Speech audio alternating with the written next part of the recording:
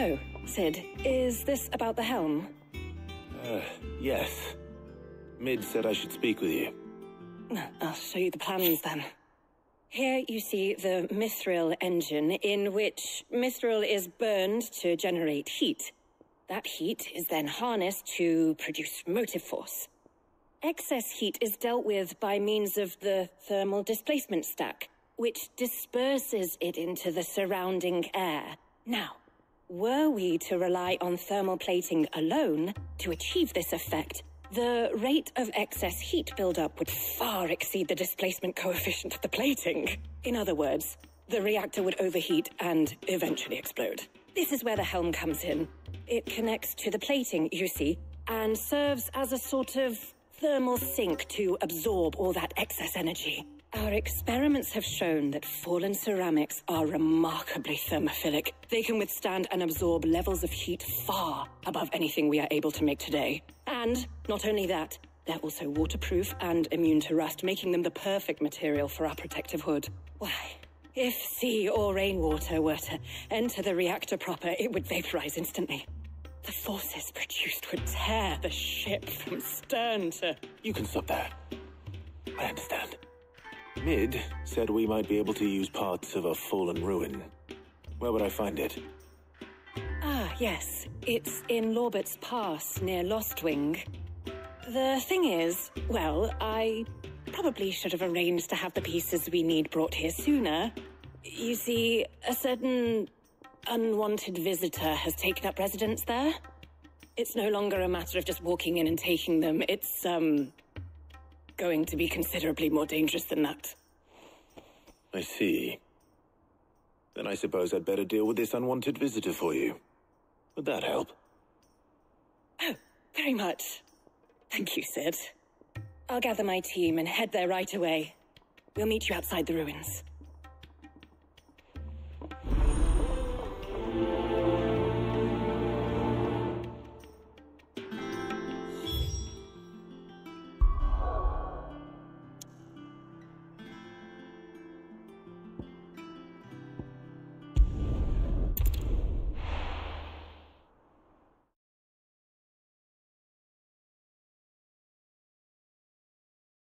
I'll be taking you all to a storehouse in the Bales. Leave anything you don't need behind.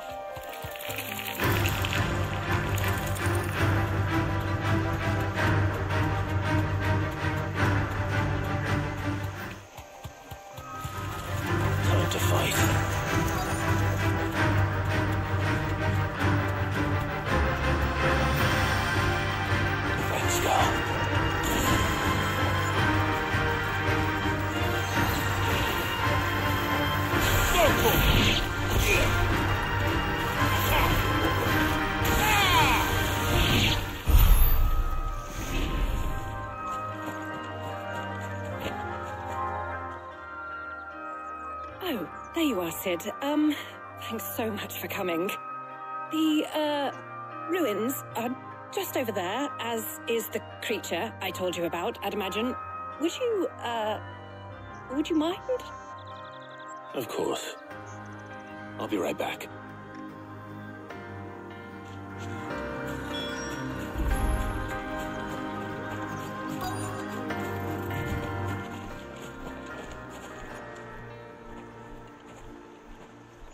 Anybody home?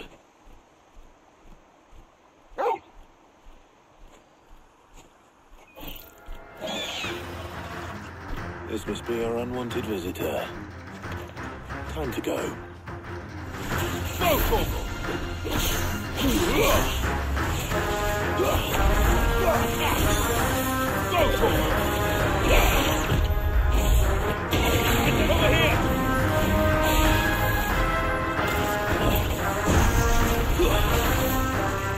Too slow. Go, Corporal! This one.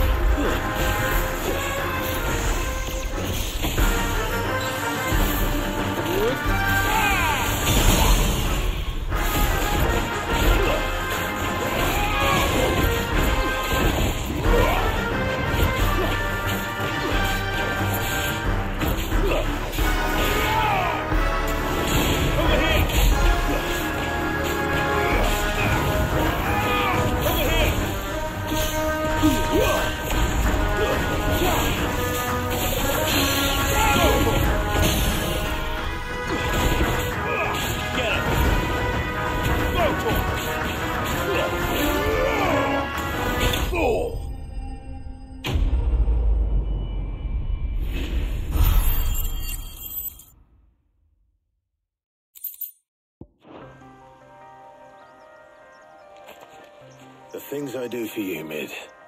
Sid! Oh, thank goodness you're safe. You shouldn't have any trouble now. Indeed. But don't let us keep you. We'll, see that everything is transported safely back to the hideaway. All right. I'll let Mid know you're on your way.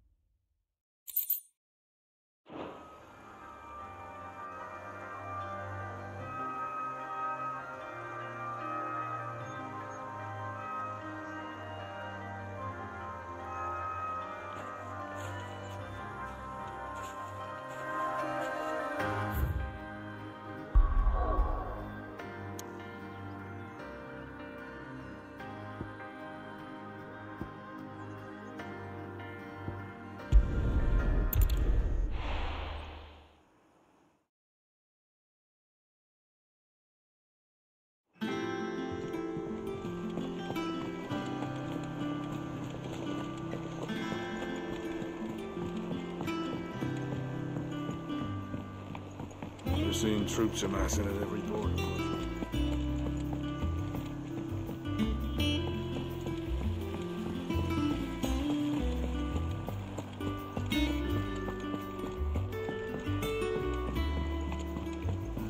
I think Mid might need some help.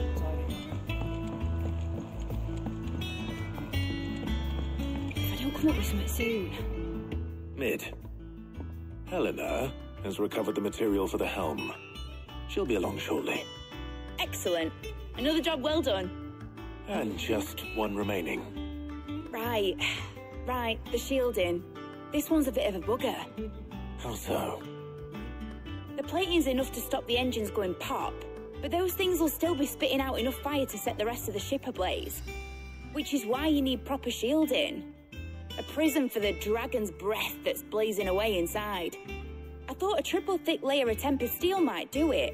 Or more of the stuff that the Fallen use, but they'd both be too heavy. The helm and the plating are bulky enough as it is. Add any more weight and the whole ship would be at the bottom of the briny before we'd even started. I need something light. But I've racked my brains and I just can't think what would do it.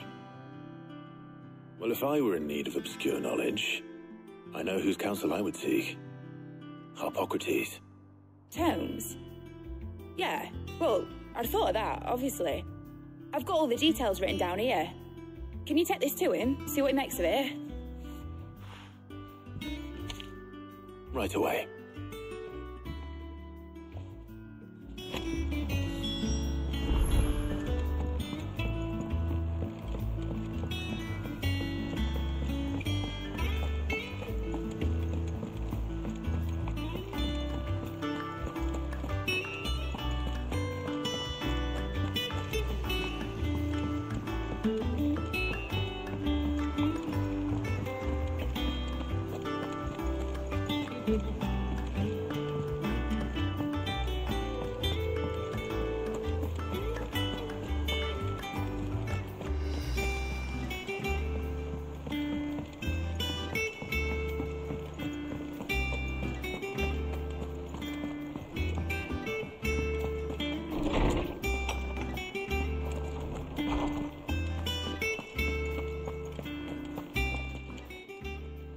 Harpocrates, do you have a moment? For you, Clive? Always. Well, actually, it's for Mid this time. Could you take a look at this?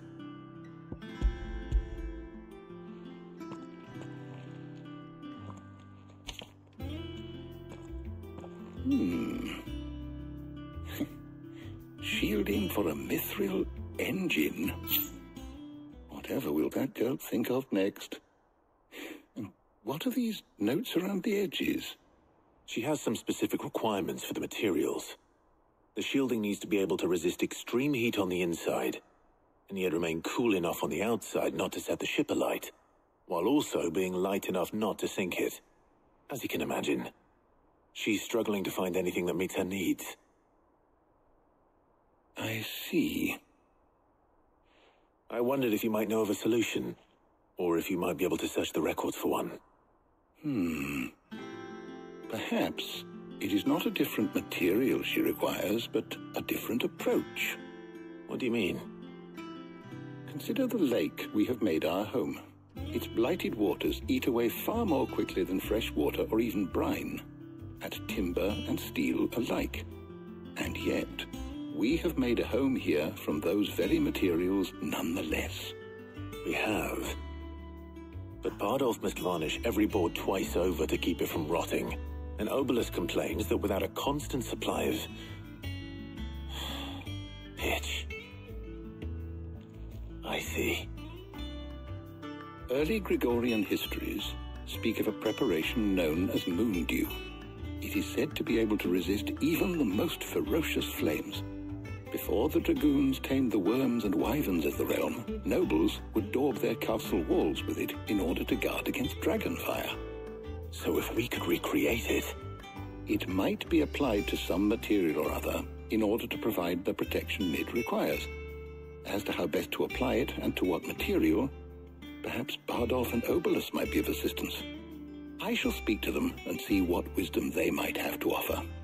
If you would be so kind as to procure the necessary ingredients, I shall discuss the specifics of how it might be most effectively put to use with our two friends. The knowledge of the past may yet prove useful to we of the modern era. Thank you, Harpocrates. And since you're asking others to help you, perhaps I should too.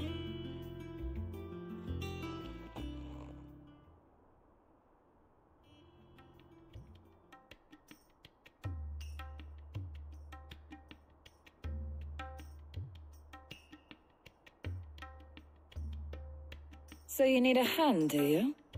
We do. I'll be heading to market for the ingredients we need. I could do with some help. And some company, too. The other can assist me in researching how best to prepare the shielding itself. Can we count on your aid? Always. Well, if Jill's game. Thank you. I am sure either of these fine young minds would prove indispensable in my research. I leave the decision as to who will go with whom in your capable hands, Clive.